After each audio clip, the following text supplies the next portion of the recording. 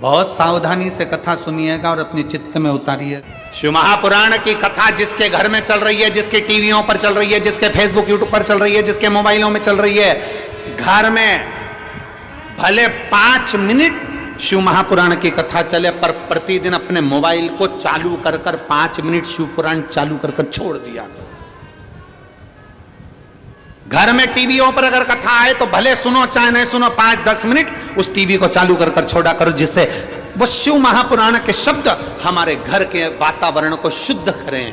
प्रभु बाबा भोलेनाथ ने कहा, पार्वती जब चौसर खेलते समय तूने मेरे वस्त्र लिए, मैं जल क्रीड़ा करने के लिए, जल में तप करने के लिए बैठा, तप के करने से मेरे शरीर से पसीना बह निकला, उस पसीने से 5 धाराएं प्रकट हो गईं। उस 5 धारा से गंगा जी की गोद से मेरी ये 5 बेटियां प्रकट हुई है। पहली जया, दूसरी विषहरा, तीसरी शामली बारी, चौथी देव और 5वीं दोतली। ये 5 कन्या शंकर जी की 5 बेटियां।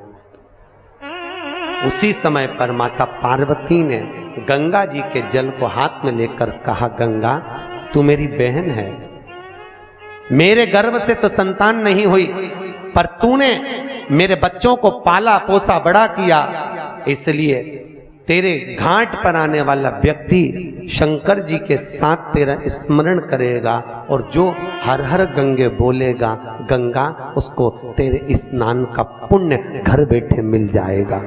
हर हर गंगे बोलो जम के। केवल गंगा के साथ उसी दिन से हर हर शब्द जुड़ गया और जिंदगी हो गई आपकी बोलते बोलते। आपको अभी तक नहीं मालूम होगा कि हर हर गंगे क्यों बोलते। जीवन हो गया भैया। शिव महापुराण में एक एक संवाद है। चावल क्यों लगाना चाहिए, शिव जी को कंकु क्यों नहीं लगाया जाता, शंकर को कुंकू नहीं लगता, रोली नहीं लगती, क्योंकि भगवान शंकर जब एक बार बैठे थे तो एक भगत ने शिव जी का कुंकू अभिषेक कर दिया था। कुंकू अभिषेक करा, इतने में माता जगत जननी जगदम्बा उसी समय पर आ गई। पार्वती ने शंकर जी के ऊपर से रक्त की धार जब बहते हुए नीचे आई, भोलेनाथ जी के शरीर से रक्त बहता देखकर माता पार्वती को क्रोध आ गया। पार्वती ने उसी समय पर श्राप देना चाहा। शिव जी ने कहा, पार्वती उसने कुंकू अभिषेक करा है और तू श्राप दे रही है। पार्वती ने कहा, मैं जान नहीं पाई, पर भोलेनाथ आपसे वचन देती हूं कि आज के बाद आपके शरीर पर यह रक्त ना देखूं। इसलिए आज तक शंकर जी के शिवलिंग पर कभी कंकु नहीं चढ़ाया जाता, कुंकू नहीं चढ़ाया। शिव जी को चंदन चढ़ेगा, हल्दी चढ़ेगी, अष्टगंध चढ़ेगा, गुलाल चढ़ेगी, अबीर चढ़ेगा, पर कुंकू शंकर को कुंकू नहीं। जैसे अधिक मास के महीने में, अब ये जो अधिक मास आ रहा है ना, आपके लिए तो लाभदायक है, समझ लो ये कथा। अधिक मास के महीने में जैसे पहले दिन का अधिक मास होता है, ऐसे 5वां दिन का जो अधिक मास होता है, पंचमी तिथि का, पंचमी तिथि का अधिक मास, शास्त्र कहता है कि जिसके घर में संपदा की कमी हो, पैसा आ ही नहीं रहा हो, सब दूर उलझ गया हो, बहुत टेंशन चल रहा हो, 3 साल में एक बार अधिक मास आता है। अधिक मास की पंचमी तिथि के दिन गन्ने का रस, गन्ने का रस जानते हो, ईख का रस, गन्ने का रस तुलसी जी के क्यारे में हाथ में लेकर 7 बार अपना नाम और गोत्र बोलकर छोड़ दो। जिंदगी में 3 साल में तो करोड़पति बनकर बैठ जाओगे, कभी लक्ष्मी की कमी नहीं आ सकती। अगला अधिक मास आएगा तो तुम तैयारी में बैठे रहोगे कि फिर पंचमी तिथि आए, फिर मैं गन्ने का रस डाल। केवल अधिक मास में होता है, अधिक मास के सिवा नहीं कर सकती, केवल अधिक मास, अधिक मास के अंतर्गत करें। और आपको तो मौका मिल रहा है ज्येष्ठ का अधिक मास है इस साल, बड़े प्रेम से आनंद में। और हम तो निमंत्रण दे रहे हैं आपको कि अधिक मास में मुंबई में महेश्वरी समाज द्वारा विष्णु महापुराण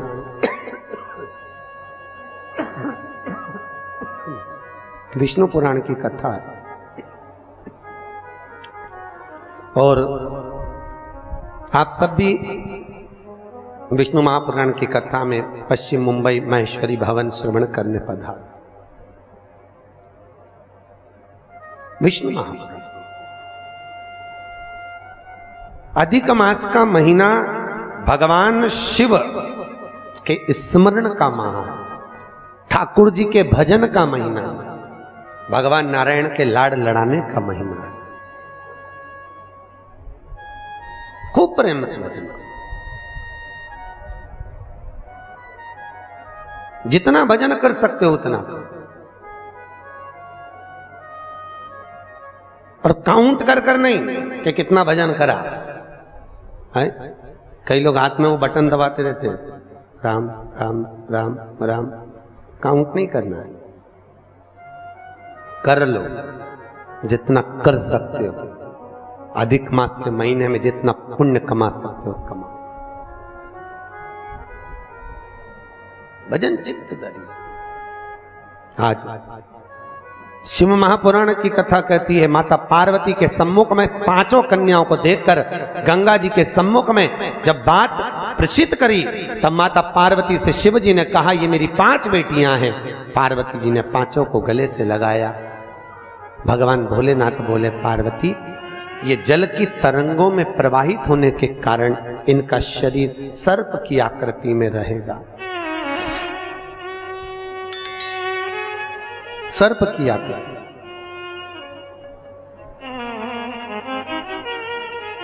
और वो 5 कन्या शंकर भगवान की 5 सर्प रूप की बेटियां हुई।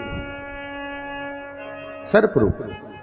आज भी नाग पंचमी के दिन घर के दरवाजे पर, घर के दोनों ओर, अब इधर पूछते हैं कि नहीं पूछते मालूम नहीं, पर नाग पंचमी के दिन 5 सर्प यहां बनाते हैं। 5 सर्प बनाए जाते हैं। वो शंकर भगवान की 5 बेटियां बनाई जाती है और नाग पंचमी के दिन उनकी पूजन होती है। नाग पंचमी।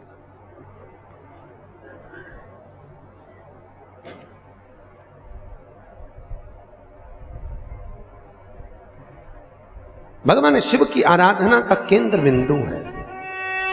भगवान शिव का सुखमूल स्थापित करने वाली है।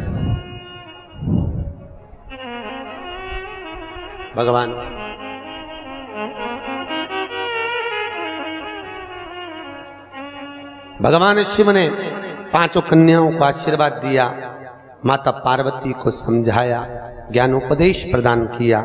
समय आया और आज भगवान शिव विराजमान थे और भगवान शंकर के नयन बंद करने पर शिव जी के नयन से बंद करते ही एक अश्रु निकला।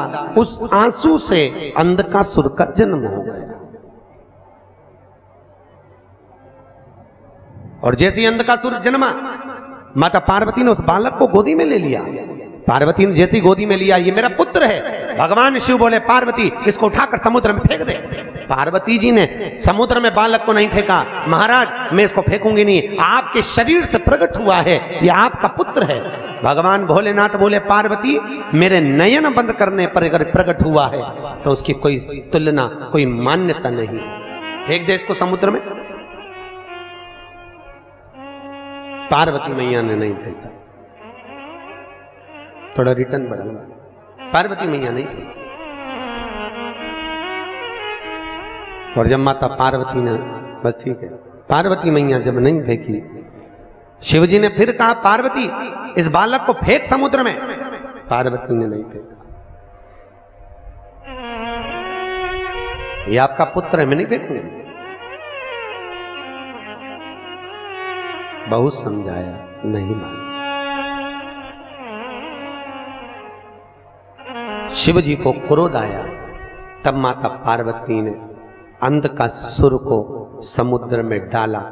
डालते ही उस बालक को हिरण्याक्ष ने पकड़ लिया। हिरण्याक्ष ने उसको पाल पोस कर बड़ा करा। हिरण्याक्ष को बड़ा करा। समय आया, जैसे हिरण्याक्ष ने जैसे ही अंधकासुर को बड़ा किया, पाल पोस कर तैयार किया, समय आने पर भगवान नारायण ने बराह अवतार धारण कर हिरण्याक्ष के प्राणों को हर लिया, पृथ्वी को लाकर जल के ऊपर ठहरा दिया। तब उस अंधकासुर को क्रोध आया और अंधकासुर ने ब्रह्मा जी का तप कर वर प्राप्त करा। ब्रह्मा जी से मांगा, ब्रह्मदेव मैं वैसे तो वीर हूं पर मुझे वर देना है तो वर दीजिए, ऐसा वर दो। अंधकासुर को मालूम था कि मैं अपनी मां के गर्भ से पैदा ही नहीं हुआ। तो अंधकासुर ने मांगा, जिस दिन मैं अपनी मां को गलत दृष्टि से देख लूं, जिसने मुझे अपनी गोद में खिलाया हो उसको अगर गलत दृष्टि से देखूं तो मेरे प्राण छूट जाएं। क्योंकि अंधकासुर को तो ये मालूम था कि मेरे कोई मां है, पर उसको कौन बताए कि तू पार्वती की गोद में खेला है। पार्वती की गोद, जिस दिन मैं अपनी मां को अगर गलत दृष्टि से देखूं उसी दिन मेरे प्राण छूटे, बस उस दिन मेरा अंतिम समय हो। ब्रह्मा जी ने कहा तथास्तु। और अंधकासुर बड़ा हो गया, आनंद सुख स्थापित हो गया, चारों तरफ सत्ता ही सत्ता अंधकासुर की हो गई, किसी को पृथ्वी पर रहने ही नहीं देता, सब घबरा गए। तब अंधकासुर ने अपने दूतों को बुलाकर कहा, जाओ सबसे सुंदर जो नारी हो, सबसे सुंदर जो कन्या हो, उससे मैं विवाह करूंगा, मेरे लिए लाओ। इतने में एक दूत बोला, जो सबसे सुंदर थी, जो सबसे अति रमणीय थी, उसने तो शंकर जी को पति बना लिया। अरे तो क्या हुआ, शिव को पति बनाया है, उसको मैं अपनी पत्नी बनाऊंगा। कहां रहती है? कैलाश पर। और बताओ, मां के लिए गलत दृष्टि रखकर अंधकासुर चला कैलाश पर, और आज माता पार्वती उसी समय पर सुंदर भगवान शिव के लिए आनंदमय सुंदर भांग को घोट रही। क्यों घोट रही? कई लोग कहते हैं शंकर जी को भांग प्रिय है। कौन सी पुराण में लिखा है कि शिव जी को भांग प्रिय है? कहीं लिखा? अरे बोलो तो। पूरी शिव महापुराण में, भागवत पुराण, नर्मदा पुराण, गर्ग संहिता आदि के जितने शास्त्र, जितने प्रमाण देने वाले पुराण हैं, कहीं नहीं लिखा कि शंकर जी को भांग प्रिय है। शिव को भांग प्रिय नहीं है भैया। वो तो शंकर जब आपको मालूम है ना, मंथन में जब विष निकला था, विष शिव जी ने पिया था, उसकी बूंदें नीचे गिर गई थी, उससे भांग धतूरा उत्पन्न हो गया था। शंकर जी के पास में भांग रखी है, पी नहीं रहे। क्यों? शंकर जी के पास में जब भांग रहती है, चारों तरफ से जब हवा आती है, तो शिव जी ने जो जहर पिया है उससे कंठ नीला पड़ गया है। वो भांग की हवा से शंकर जी के गले को ठंडाई मिलती है। शंकर जी भांग पीते नहीं है, पर दुनिया के लोगों ने तो शंकर जी को बदनाम कर दिया। शिव जी की प्रिय, तो शिवरात्रि पे लोग घोट घोट के शंकर जी को भी भोग लगा दे और खुद भी पी जा ले। शिव जी की प्रिय, खूब घोटो।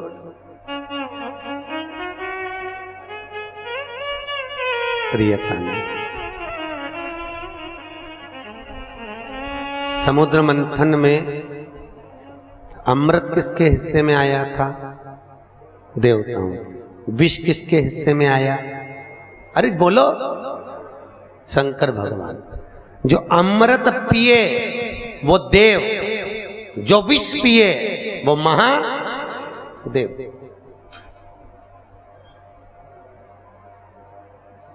ताजी रोटी किसकी किस्मत में होती है? घर की बहू बेटियों के। ठंडी रोटी किसकी किस्मत में होती है? घर की डोकरी के, घर की वृद्ध। क्यों? मां भले रसोई घर में नहीं जाती, पर रसोई घर में प्रत्येक सास, आप भी सास होगी, प्रत्येक सास घर में बहू जब भोजन बनाती है तो एक बार सास घर में राउंड लगा कर आती है, चौके में देख कर आती है डब्बे में रोटी कितनी बची है, डब्बे में रोटी कितनी बची है। क्योंकि बहू अगर ज्यादा रोटी होगी तो उठाकर गाय को डाल देगी, तो जब सास जीमने बैठती है तो कहती है बेटा मुझे वो ठंडी रोटी ला दे। क्यों? सास को मालूम है ना बहू खाएगी, ना बेटा खाएगा, ना पति को खान दूंगी और ना कोई खाएगा, आखिरी में वो गाय के मुंह में चली जाएगी और इतनी रोटी बहू फेंकेगी, दिल मेरा दुखेगा। तो घर की बूढ़ी माँ कहती है मुझे ठंडी अच्छी लगेगी, कड़ी के साथ दाल के साथ मैं ठंडी रोटी खा लूंगी, ला दे दे। और बहू ने ठंडी रोटी लाके मम्मी को दे दी, माँ ने खा ली। उसी तरह क्या शंकर भगवान को अमृत प्रिय नहीं था? अरे बोलो तो था ना प्रिय। अगर देवताओं को अमृत अच्छा लग रहा है तो भोलेनाथ जी को भी अमृत अच्छा लग रहा है, पर शंकर भगवान ने सोचा अगर मैं अमृत पीऊंगा तो विष कौन पिएगा, इसलिए एक काम करता हूं, तुम सब गर्म रोटी खाओ, मैं ठंडी खा लेता हूं। इसी को कहते हैं महादेव। और मेरे भारत की भूमि की जो वृद्ध माताएं हैं, भारत के भूमि की जो बूढ़ी बूढ़ी माँ हैं, ये भी महादेव से कम नहीं है, जो रोज घर में विष को धारण कर रही है, रोज घर में कुछ ना कुछ घूट पी रही है। घूट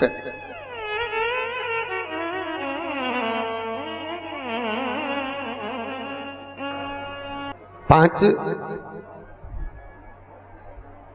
बेटियों का चरित्र यहां वर्णन किया। अंधकासुर मां जगतजननी के सम्मुख में पहुंच गया, माता के सामने।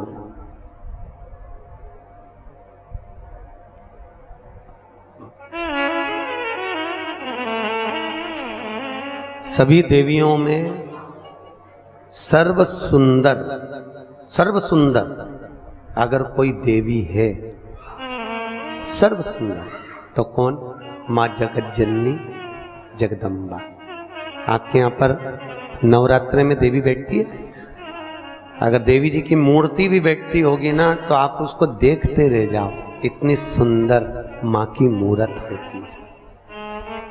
और तेरी प्रतिमा इतनी सुंदर, तू कितनी सुंदर हो। सोचो, मां की मूर्त इतनी सुंदर है तो मां कितनी सुंदर है, कितना सुंदर।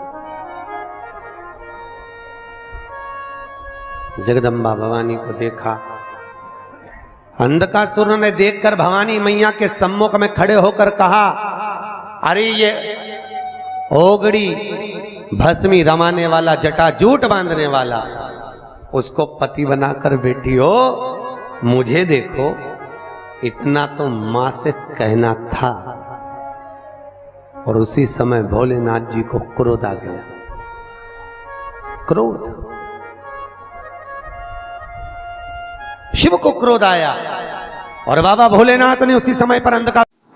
ओम श्री शिवाय नमस्ते दर्शकों। आज की कथा में पंडित प्रदीप जी मिश्रा ने रायपुर छत्तीसगढ़ में जो कथा चल रही है उसके दौरान बहुत सारे उपाय बताए और साथ ही जो है शिव पुराण का जो है वाचन किया है। इसके साथ में जो है उन्होंने जो है भगवान शंकर और पार्वती का जो है वाचन यहाँ पर किया है। जो भी चित्र दर्शन उन्होंने किया है वो भी बहुत अच्छी तरीके से किया है। तो अगर आप भी जो है कथा को ध्यान से नहीं सुने हैं तो एक बार और कथा को ध्यान से सुन लीजिए। और अगर आपने कथा को ध्यान से सुन लिया है तो आगे आने वाली कथा को सुनने के लिए प्रतिदिन आपको इस चैनल पर जो है कथाएँ मिलती रहेंगी। जो भी जहाँ का स्थान पर भी जो कथाएँ चल रही है वो जो है आपको इस चैनल के माध्यम से जो है प्रतिदिन 2 भाग में जो है कथा मिलती रहेगी। तो आपको भी जो है डेली कथा देखनी है तो चैनल को सब्सक्राइब कर लें और पास में आ रहे बेल आइकन को प्रेस कर दें ताकि आपको समय पर कथा का अपडेट मिलता रहे। मिलते हैं अगली कथा में, तब तक के लिए हर हर महादेव।